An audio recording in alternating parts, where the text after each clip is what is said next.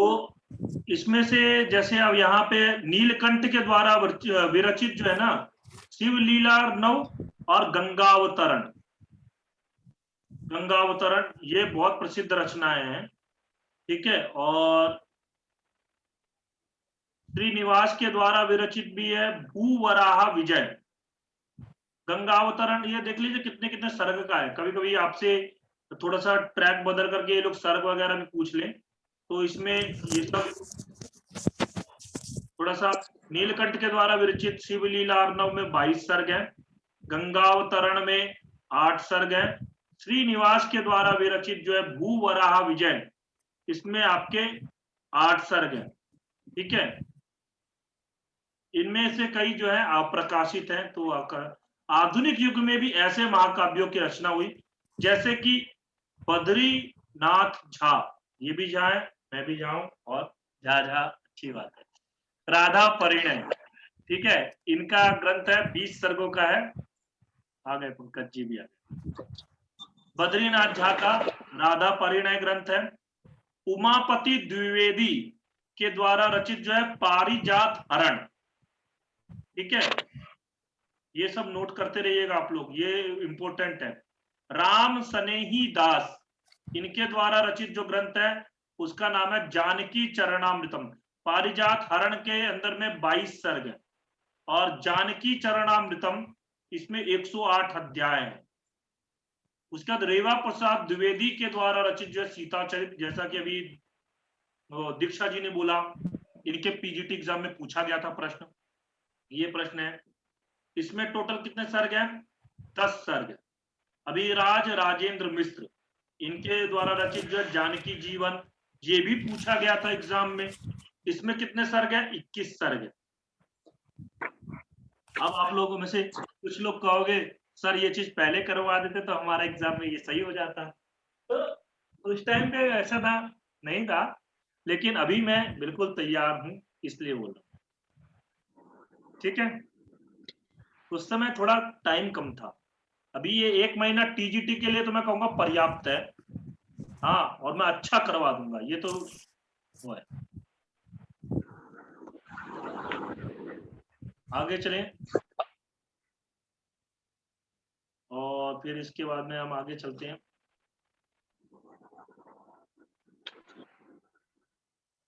देखिए, कवि अश्वघोष का आदर्श मान करके जैन महाकाव्य भी कभी कभी एग्जाम में पूछ लिए जाते हैं। तो जटा सिंह नदी रचित वारांग चरित, नहीं ये इतना इंपोर्टेंट नहीं है। और आपका इसके बाद में वर्धमान कवि के द्वारा रचित जो है आपका वरांग चरित, ठीक है, की रचना की, जिसमें केवल नहीं ये इतना, वीर नंदी के द्वारा चंद्र प्रभ चरित नामक रचना वो महाकाव्य का रचना किया है जिसमें 18 सर्ग है। ये नोट कर लीजिए, वीर नंदी। और वर्धमान कवि के द्वारा भी वरांग चरित नोट कर लीजिए, 15 सर्ग, ठीक है।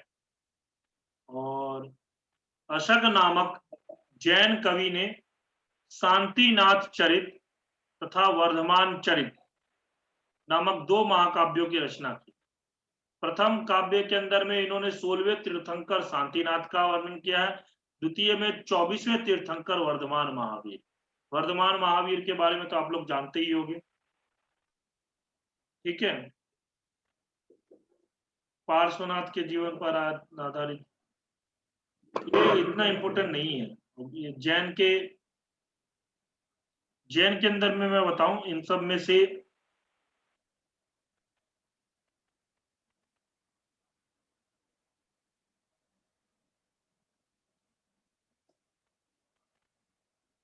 विनय चंद्र मल्लीनाथ चरित, नहीं चंद्र तिलक, ये सब इंपोर्टेंट नहीं। जिन प्रभ सूरी, इसका नाम बहुत प्रसिद्ध है, जिन प्रभ सूरी का श्रेणिक चरित 18 सर्गों का है। महावीर के समकालिक मगध नरेश श्रेणिक की कथा है इसके अंदर। कातंत्र व्याकरण के प्रयोगों का प्रदर्शक काव्य। हाँ, ये जो है ना जिन प्रभ सूरी, बहुत बड़ा वैयाकरण भी हुआ है ये, ठीक है। और जैन वैयाकरण जो बोला जाता है, ये इनको ही माना जाता है। और मेरे एक दोस्त ने इनके ही किसी ग्रंथ का सजेशन दिया था मुझे, बोला था बहुत बड़ा इन्होंने ग्रंथ लिखा है। ठीक है, तो ये इनके ग्रंथ का नाम यहाँ पे लिख लीजिए, श्रेनिक चरित।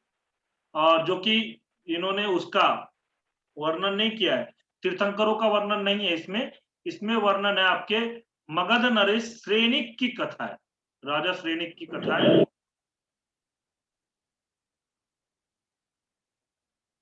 हाँ, हेम विजय गणी, ये 17वीं शताब्दी का है। विजय प्रशस्ति काव्य, ये भी इंपॉर्टेंट है। इसमें 21 सर्गों में 3 प्रभावक मुनियों का चरित्र है। विजय प्रशस्ति काव्य, हेम विजय गणी का, कविराज मल्ल के द्वारा जम्बू स्वामी चरित, जगदो चरित। बस ये 2-3 है, बाकी तो ये खैर इतने, क्योंकि जैन के बारे में ज्यादा पूछा नहीं जाएगा। हरिचंद्र, हरिश्चंद्र या हरिश्चंद्र के द्वारा रचित जो है धर्म सर्माभ्युदय अधिक प्रसिद्ध है। हरिचंद्र जाति से कायस्थ और धर्म से जैन थे। वे अनेक शास्त्रों के विद्वान थे। शिशुपाल व तथा नैष्ठि चरित पर इनका, नैष्ठि चरित का इन पर प्रभाव दिखता है। इनके पांडुलिपि का, ये धर्म सर्माभ्युदय नाम याद रखना। हरिचंद्र की एक और अन्य कृति है जीवनधर चंपू, जीवनधर चंपू, जिसका आधार वादिव सिंह, गद्य चिंतामणि और छत्र चूड़ामणि। वादिव सिंह का समय, अच्छा वादिव सिंह का भी ग्रंथ का नाम लिख लीजिए। वादिव सिंह के ग्रंथ का नाम है गद्य चिंतामणि छत्र चूड़ामणि। ठीक है, ये 11वीं शताब्दी। धर्म सर्माभ्युदय में कितने कितने सर्ग है? 21 सर्ग है। 15 सर्गों में धर्मनाथ चरित, ये सब बातें ज्यादा इंपॉर्टेंट नहीं।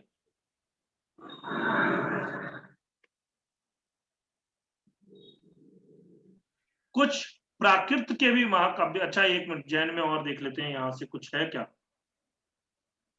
धनेश्वर सूरी,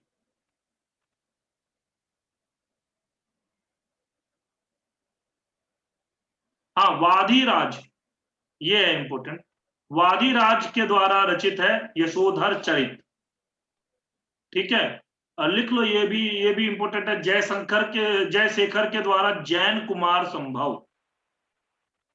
ठीक है, और आपका धनधराज के द्वारा त्रिशती श्रृंगार। ठीक है, बाकी चीजें छोड़ भी सकते हो, क्योंकि ऐसा नहीं है आप सारे लिखने लग जाओगे तो सारा याद करना भी तो पड़ेगा बाद में। मतलब याद भले ही पूरा मत करो, कम से कम देखते तो रहना पड़ेगा। अब इतनी सारी चीजें देखोगे तो बहुत कंफ्यूजन हो जाएगा। तो इसलिए इस समय से जो जो इम्पोर्टेंट है मैं वो आपको बता रहा हूँ, आप लोग उसको नोट कर लीजिए। जब एग्जाम होगा उससे पहले आप लोग ये सब दोहरा लेंगे, तो इन सब में से मान लो कोई आ गया तो आप ऑप्शन तो एलिमिनेट कर सकते हो और उसको कर सकते हो। ठीक है, ये चीज। प्राकृत ग्रंथों के अंदर में प्रवर सेन के द्वारा रचित सेतुबंध, ये बहुत ही प्रसिद्ध का महाकाव्य है। हाँ, प्राकृत काव्यों में प्राचीनतम तथा अग्रणी है। और उनके काव्य का निर्देश बाण ने हर्षचरित की प्रस्तावना में किया है। कीर्ति प्रवर सेनस्य प्रयाता कुमुदुज्ज्वला सागरस्य परंपारम कपिसेने व सेतुना।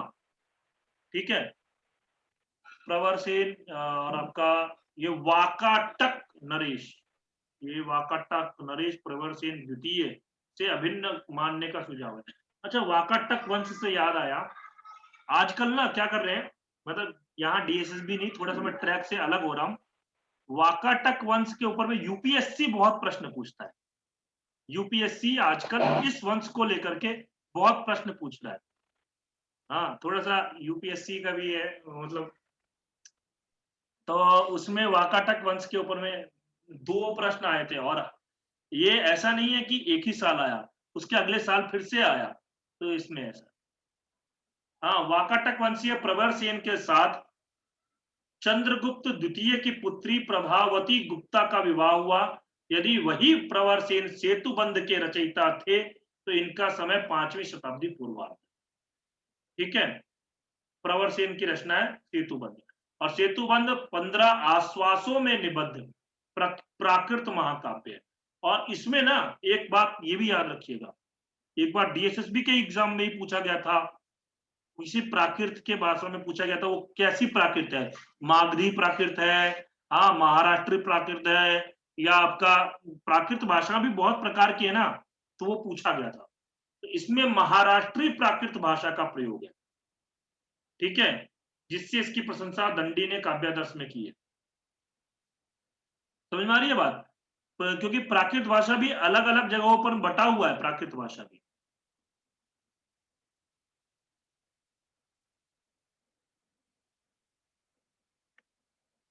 हाँ, ये भी इंपॉर्टेंट है। वाक्पति राज के द्वारा विरचित है, क्या है, गडट वहु, गडट वहु, ठीक है, गठड वहु, गठड वहु, ठीक। ये दूसरा प्राकृत महाकाव्य है, ये भी ऐतिहासिक महाकाव्य है। इसमें 1209 यानी कि 1209 गाथाएं हैं जो कि प्राकृत पद्य में। इसके रचयिता कन्नौज के राजा यशोवर्मा के सभाध्यक्ष थे, यानी कि वाक्पति राज जो थे वो यशोवर्मा के सभापति थे, वो सभाध्यक्ष थे, वही सभापति सभाध्यक्ष एक ही हुआ। यशोवर्मा की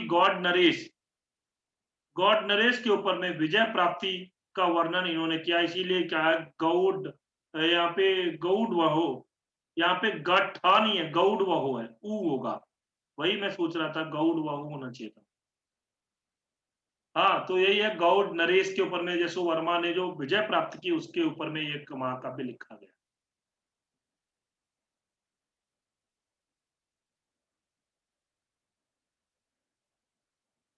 ठीक, अब आते हैं हम प्रकीर्ण काव्य को देख लेते हैं कुछ। ठीक है, इसमें आपके विविध काव्यों में कवियों ने नीति उपदेश अन्योक्ति श्रृंगार आदि ये सब चीजें के ऊपर में लिखा। इसकी 6 रचनाओं का मतलब ये है, लुडविग, इसकी वृद्ध चाणक्य, ये सब बातें इम्पोर्टेंट नहीं। चाणक्य नीति दर्पण, द्वितीय वाचना, नहीं इतना इम्पोर्टेंट नहीं है।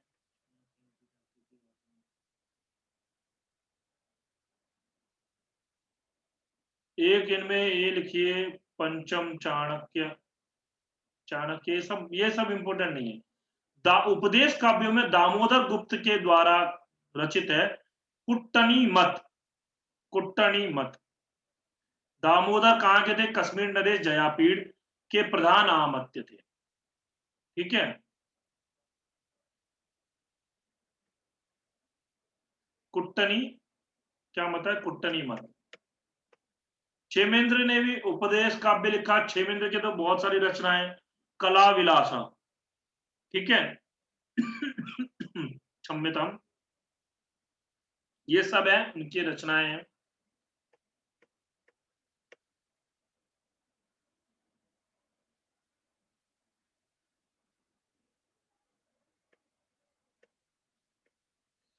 यहां तक हमारा हो गया, ठीक है, हमने बहुत कुछ इसमें पढ़ लिया, बहुत सारी चीजें पढ़ ली, कुछ आधुनिक कवियों को भी देख लिया, नैषधीय चरित्र के बारे में, भास बोल रहा हूँ, श्री हर्ष के बारे में पढ़ लिया। जो हमारे टॉपिक थे, हमें टोटल 20 कवियों को करना है, परंतु 20 से ज्यादा तो अभी हो गया, मुझे लगता है कम से कम उन्हें कुछ तो 40-50 कवियों के बारे में मैंने बता दिया, इसकी ये रचना है, इसकी वो रचना है, ठीक है, अच्छी बात है, ये सब चीजें हमें पता होनी चाहिए। अब ऐतिहासिक काव्य देख लेते हैं,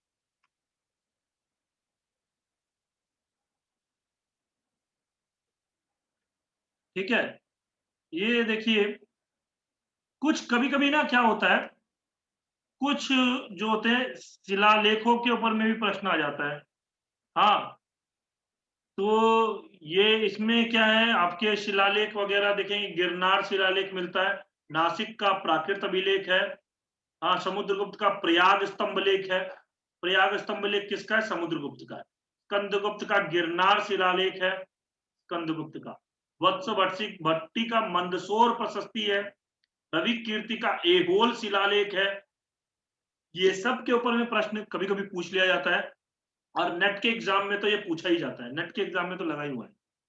सर पीजीटी में भी आया है। क्या आया है? हरिशैन का प्रयाग प्रशस्ति आया था आपकी बार पीजीटी में। अरे वाह, देखो तो ये सब गुरुजी, में गुरुजी खारवेल का हाथी गुम्फा भी पूछा जाता है। हाँ बिल्कुल पूछा जाता है ये सब। तो जो जो आते जाएगा हम लोग करते जाएंगे, जो जो इम्पोर्टेंट है वो लोग आप लोग उतारते रहिएगा। बाकी मैं नोट्स तो बनवाऊंगा ही, उस नोट्स के अंदर में आपका ये सब चीज रहेगा।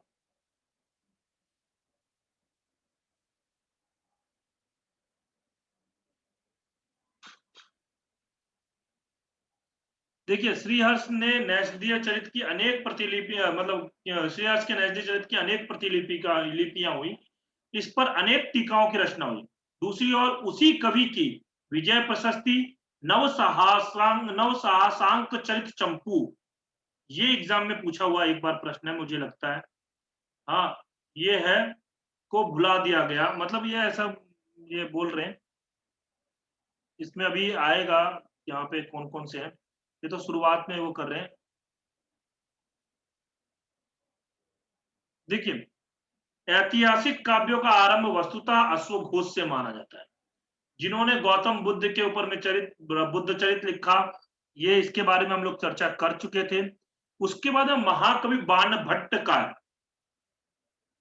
ये कभी कभी मतलब कभी कभी क्या बहुत से जगहों पर आपके पाठ्यक्रमों में लगता है हर्षचरित बाणभट्ट का है, जो कि कितने उच्छ्वासों में, 8 उच्छ्वासों में। ठीक है, और ये क्या, ये आख्यायिका की एक विधा है। बहुत बार ये प्रश्न होता है ना आख्यायिका, जैसा कि पंकज जी ने जब सुबंधु का हम लोग वासव दत्ता पढ़ रहे थे, कथा और आख्यायिका का वर्णन चल रहा था, तो उसमें मैंने आख्यायिका बताई थी क्योंकि उस पुस्तक में आख्यायिका लिखी हुई थी, परंतु वस्तुतः कथा के अंदर में ही गिना जाता है। वो खुद भी कहते हैं ना, कथा प्रबंधे रसमय ऐसे करके कुछ है आपका सुबंधु सुजनेक बंधु करके प्रत्यक्षर श्लेष, तो इस प्रकार से वो खुद ही बता रहे हैं कथा है। हाँ तो फिर ये आख्यायिका कैसे होगी? लेकिन आख्यायिका के रूप में सबसे प्रसिद्ध जो माना जाता है वो आपका हर्षचरित है। ठीक है, और आपका ये देखिए गौड़ वहो, जो अभी मैंने बताया था, वाकपति राज के द्वारा ऐतिहासिक काव्य है। और राज तरंगिणी किसकी है पता है ना? कल्हड़ की। हाँ कल्हड़ की, बिल्कुल सही। वाह वाह वाह, बहुत बढ़िया। ठीक है, आर्य मंजूश्री कल्प, ऐतिहासिक काव्य, ये सब।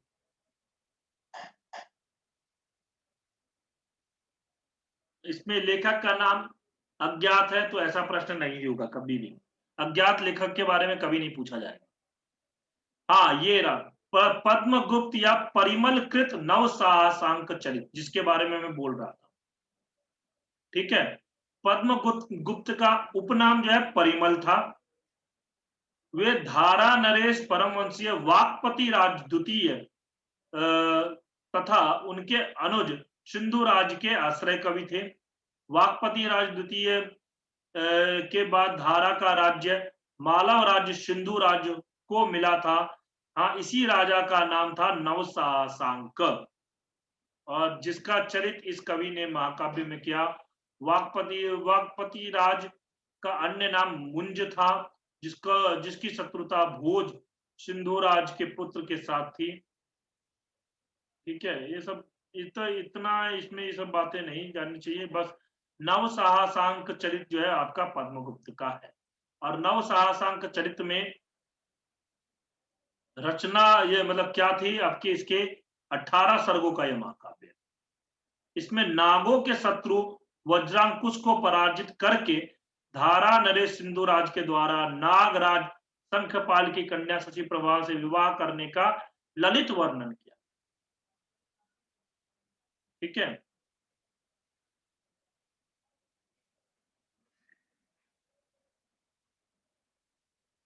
और ये डीएसएसबी में पूछा गया प्रश्न, आपको मैं दिखाऊंगा, मेरे बार बार दिमाग में चल रहा है, ये सब पूछे हुए हैं। अब मैं आज से नहीं तो कल से डीएसएसबी पे वही मतलब करूंगा शुरू, यूट्यूब पे शुरू करूंगा, जैसा मैं उसका कर रहा था, इसका आपका कर नहीं पाया, थोड़ी सी मेरा भी इसमें अनवधान था, मैंने बोला था लेकिन नहीं कर पाया, परंतु चलो कुछ चीजें होती हैं जो नहीं कर पाए तो उसको आगे कर दूंगा मैं। बिल्हन का विक्रमांक देवचरित, ये मैं क्या बोल रहा था, हाँ टीजीटी का पेपर अब सॉल्व करने जा रहा हूँ, वो बात बता रहा था। ये कश्मीर निवासी बिल्हन ने, ये कलहन नहीं है, बिल्हन है, ठीक है, कलहन का राजतरंगिणी, बिल्हन का विक्रमांक देवचरित, ये ये आपका 18 सर्गों का महाकाव्य है, ठीक है। और इसमें कश्मीर नरेश गोपादित्य ने बिल्हन के पूर्व पुरुष प्रपितामह मुक्ति कलश को मध्य देश से लाकर कश्मीर में बसाया था, ये सब बातें इसमें है। अच्छा, बिल्हन के पितामह का नाम राज कलश, पिता का नाम ज्येष्ठ कलश, माता का नाम नागदेवी, बिल्हन अपने 3 भाइयों में मध्यम थे, ठीक है। ये सब नोट कर लीजिए, कभी जरूरत पड़ गई तो आप कर सकते हो। और आपका अंततः कल्याण के चालुक्य नरेश विक्रमादित्य षष्ठ के दरबार में जा पहुंचे, कौन, ये बिल्हन जो है, और इस राजा ने बिल्हन का बहुत सत्कार किया और इन्हें विद्यापति की उपाधि दी। आजीवन बिल्हन वही रहे, यानी कि विक्रमादित्य षष्ठ के पास में ही रहे। इसी राजा के जीवन पर वर्णन है विक्रमांक देव चरित, ठीक है।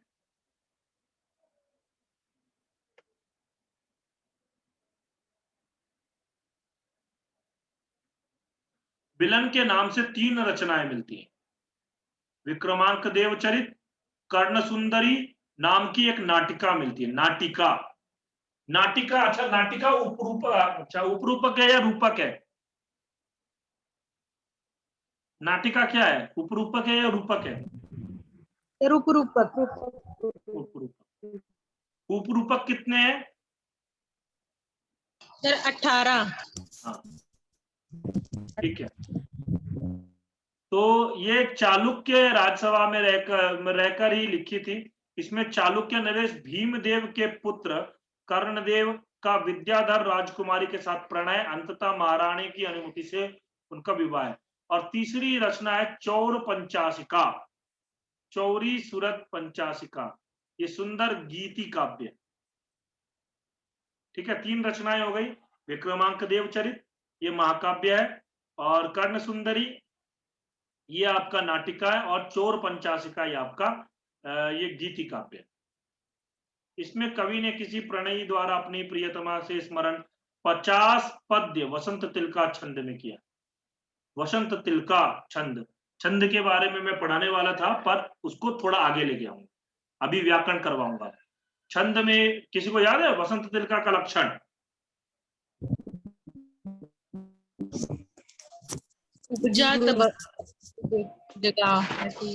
क्या क्या, वसंत तिलका तब जा जगऊ है। हाँ, उक्ता वसंत तिलका तब जा जगऊगा, तब जा जगऊ। हाँ। शुक्ति मुक्तावली सुभाषितावली में बिल्हन के नाम से बहुत से पद्य संकलित हैं। और आपका ये विक्रमांक देवचरित बिल्हन को अमर बनाने वाला 18 सर्गों का, यानी कि विक्रमांक देवचरित में कितने हैं, 18 सर्ग हैं।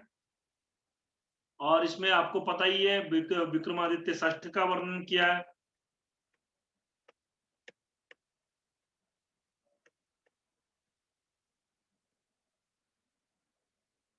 कलहन की राजतरंगिणी बहुत प्रसिद्ध, आजकल 73 कोड जो है नेट का उसके अंदर में लगा भी हुआ है, सिलेबस में ही है, हाँ, और बहुत प्रसिद्ध है, आजकल ये चलता बहुत है। राजतरंगिणी का स्थान अग्रगण्य है, मतलब सर्वाधिक दीर्घकाल के इतिहास पर अपेक्षाकृत प्रामाणिक सूचना देने के कारण राजतरंगिणी जो है बहुत मतलब अच्छा माना गया ग्रंथ है, इसमें प्रामाणिक सूचना देता है। कलहन के पिता का नाम क्या था, चपणक यानी कि चंपक। कश्मीर के राजा हर्षदेव के एक विश्वसनीय अनुजीवी थे, वे आदर्श स्वामी भक्त थे जो सुख दुख में राजा के साथ रहते थे। हर्षदेव की हत्या के बाद उन्होंने राजकार्य से संन्यास ले लिया था। कलहन ने अपने पितृव्य कनक का भी उल्लेख किया है, जिसने राजा हर्षदेव को प्रसन्न करने के लिए संगीत की शिक्षा ली थी। कलहन का परंपरागत घर परिहासपुर में था। वहां अवस्थित एक बुद्ध मूर्ति को हर्ष अपने धर्मोन्माद में आकर तोड़ना चाहता था। तब कनक ने ही उसे ऐसा न करने का परामर्श दिया। कलहन अपने पिता के समान शिव भक्त थे, किंतु बौद्ध मत से भी श्रद्धा रखते थे। उनके वर्णनों से लगता है कि ब्राह्मण धर्म और बौद्ध धर्म के बीच सौमनस्य वर्तमान में था, मतलब सौमनस्य बना हुआ था। क्षेमेंद्र उनके पूर्व ही बुद्ध को विष्णु के अवतार के रूप में वर्णित कर चुके थे। अब कलहन का जन्म, क्योंकि कलहन के बारे में मैं विस्तार से पढ़ रहा हूं और आपको बता भी रहा हूं, क्योंकि क्या है, कलहन जो है आपके बहुत ज्यादा पूछने की संभावना रहती है। कलहन का जन्म 1100 के आसपास हुआ। इनका मूल नाम कल्याण था। उन्होंने कश्मीर की राजनीति से पृथक रहकर अलकदत्त नामक विशेष पुरुष के आग्रह से कश्मीर के विकीर्ण ऐतिहासिक अभिलेखों को संकलित करके राजतरंगिणी की रचना का उपक्रम किया। कलहन ने रामायण, महाभारत, रघुवंश, मेघदूत, हर्षचरित और वराहमिहिर की बृहत संगीता, ये भी नोट कर लो, वराहमिहिर की बृहत संगीता बहुत प्रसिद्ध ग्रंथ है। बृहत संगीता जो कि ज्योतिष जो शास्त्र है वो आपका 30 स्कंदों में विभक्त है। 30 स्कंद कौन कौन से हैं? होरा, सिद्धांत और संगीता। उसमें से संगीता का जो ग्रंथ है, बृहत संगीता, बहुत प्रसिद्ध ग्रंथ है। ठीक है,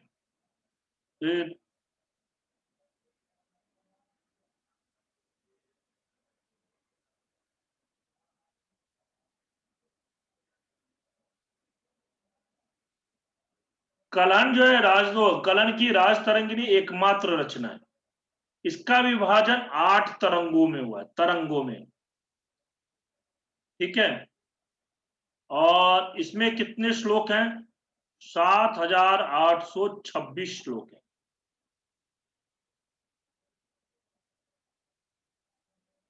जो मुख्यतः अनुष्टुप छंद में, और जहां इसका उत्कर्ष गीतिमा 8वां तरंग सबसे बड़ा है। इसके बाद 7वां तरंग है। ऐसे मतलब प्रारंभ के 6 तरंग जो है बहुत छोटे छोटे हैं।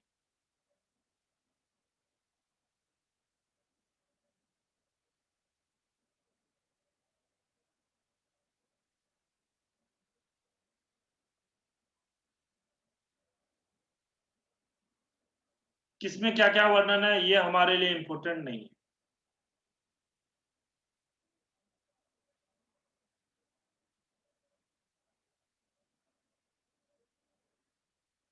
अन्य ऐतिहासिक काव्य सोमपाल विलास के नाम से, एक मिनट, तो इसमें पृथ्वीराज विजय,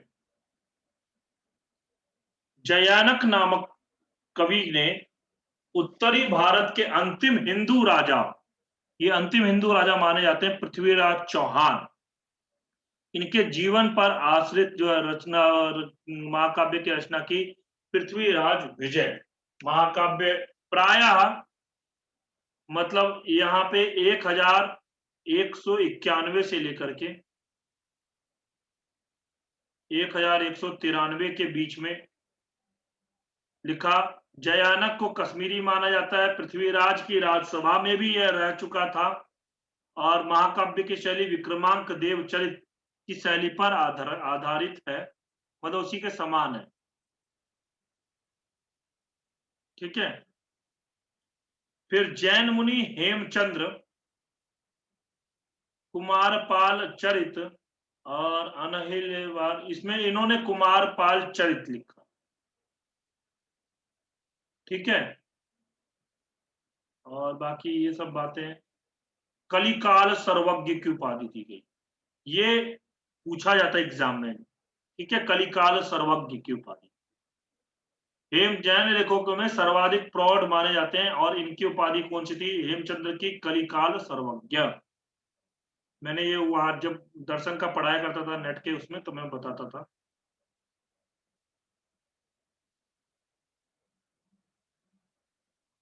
इसके अतिरिक्त इन्होंने बाल भारत 19 सर्गों में, महाभारत पर आधारित 63 सलाका पुरुष चरित्र 10 सर्गों में, 63 श्रेष्ठ जनों का जीवन वृत्त, मतलब 63 सलाका बोला है ना, तो ये पुरुष चरित्र यानी कि 63 श्रेष्ठ लोगों का, ठीक है, जीवन वृत्त लिखा।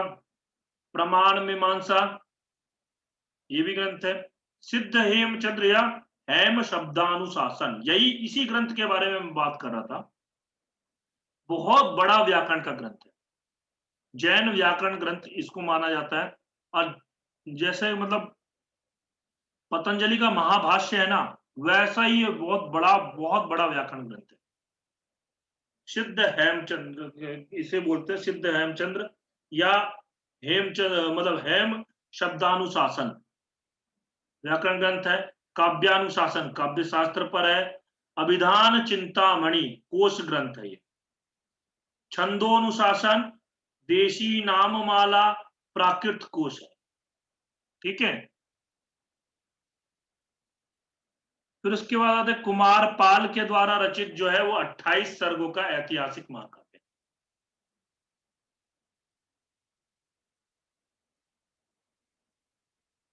इसीलिए इसे प्रथम 20 सर्ग संस्कृत में है, बाकी 8 सर्ग जो है प्राकृत भाषा में, इसीलिए इसका एक नाम पड़ा है द्वयाश्रय महाकाव्य। द्वयाश्रय महाकाव्य।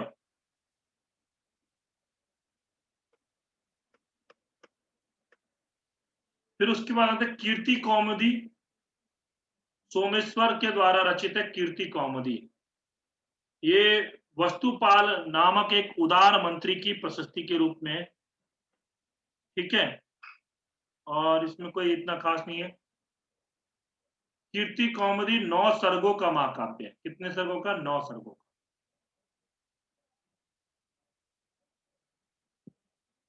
उत्पत्तिमानाम ही रिक्त पूरण हेतवे, बहुत ऐसे करके सूक्तियां इसमें दी हुई हैं।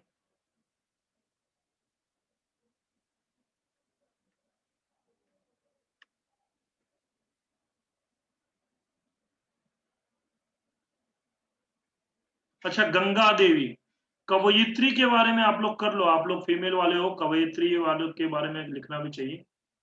गंगा देवी ने 1371 के बाद में मधुरा विजय नामक महाकाव्य 8 सर्गों का लिखा,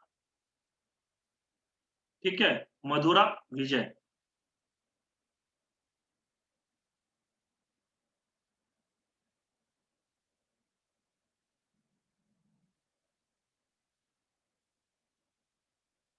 हाँ, एक ये भी है इंपॉर्टेंट, जैन कवि नयचंद्र के द्वारा रचित हम्मीर महाकाव्य, हम्मीर महाकाव्य जो कि 14 सर्गों में वर्णित है और चौहान राजों की परंपरा में हम्मीर का यशोगान किया गया है,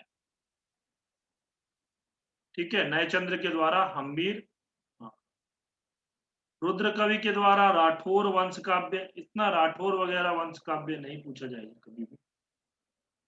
कर्नाटक राज तरंगिनी, ये सब भी नहीं पूछा जाएगा।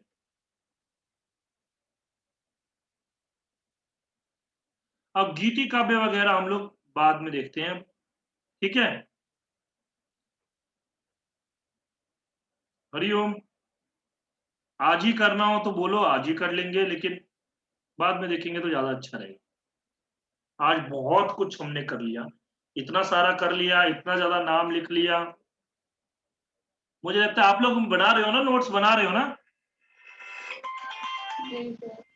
जी सर। हाँ, जी गुरुजी। ठीक है, बनाते रहो और बाकी मैं भी नोट्स प्रोवाइड करा दूंगा। अभी मैंने आप लोगों ने अगर देखा हो काव्य के लक्षण के ऊपर में नोट्स बनवाए, वो कैसा है काव्य का लक्षण में, ठीक लगा आप लोगों को? अगर देखा हो तो पंकज जी आप बताइए, देखा है आपने? जी अभी देख नहीं पाए उसे, आज देखेंगे। हाँ हाँ, देखिए, यदि कहीं कोई आपकी दृष्टि में लगे कुछ और ऐड करना हो, हाँ, तो आप बताइएगा मुझे, ठीक है। ठीक है। और किसी को कुछ कहना? हमारे पास में 2 मिनट है, 2.5 मिनट। सर हाँ बोलिए। सर ग्रुप में ऐड कर देना। रितिका जी ना, आपको ना?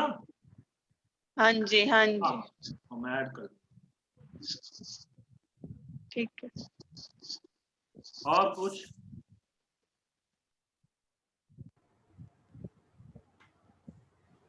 बस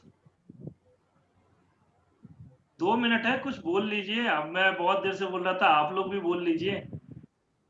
सर आज बहुत हो गया। हाँ, आज बहुत हो गया सही में, इसीलिए मैंने गीति काव्य को रोक दिया। हाँ, 10 भी वैसे बज गया है, लेकिन आज बहुत जो हुआ है ना, ये सब क्या है आपके पास में। मैं ये बोल रहा हूँ कि और लोग जो है ना, आप और लोगों से बहुत आगे रहो, क्योंकि और लोग ये सोच भी नहीं पाएंगे, यहां से भी प्रश्न हो सकता है। और मैं आपको दिखाऊंगा, चंपू ग्रंथों के अंदर विक्रमांक देवचरित ये सब के ऊपर में प्रश्न पूछा हुआ है डीएसएसबी में। तो ये सब चीजें इम्पोर्टेंट है और आगे होगा। ठीक है। गुरुजी, हाँ हाँ बोलिए। वो हमारे में ये आया था कि शिवराज उदय है, उसमें कितने सर्ग हैं? अगर आपको पता हो तो इसके बारे में कुछ। शिवराजोदय नाम तो सुना है मैंने, पर कितने सर्ग है अभी हाँ मुझे जी याद नहीं है। हाँ जी, उसमें थे 60, 64, 68 और 72। अच्छा, हाँ जी देख करके बताना पड़ेगा मुझे भी। पंकज जी जी आपने गुरुजी। सुना है? हमने सुना है, किसकी रचना है थोड़ा बता दें तो शायद प्रकाश डाल पाए कुछ। नहीं, मुझे अभी अब रचना तो मुझे पता है, लेकिन किसकी रचना है ये भी तो याद नहीं है मुझे, नहीं तो फिर मैं भी बोल सकता बस था। यही दिक्कत है ना। हम्म। पर ये नवीन कवियों में होंगे ना, अब थोड़ा सा हाँ, आधुनिक कवि कमजोर हैं, वो देखना हाँ। पड़ेगा। वो पुस्तक हम खोज रहे हैं, एक बार कहीं मिल जाए फिर अरे हमको मैंने याद करें बताया उसको। आपको, मैं भेज देता हूँ। एनसीईआरटी बुक हाँ ले लो, एनसीईआरटी बुक के अंदर में 11 12 का जो एक कंबाइंड बुक है, उसमें 10वां पार्ट है। अच्छा अच्छा, हम्म। ठीक है ठीक है ठीक है गुरु जी। चलिए, शुभ रात्रि।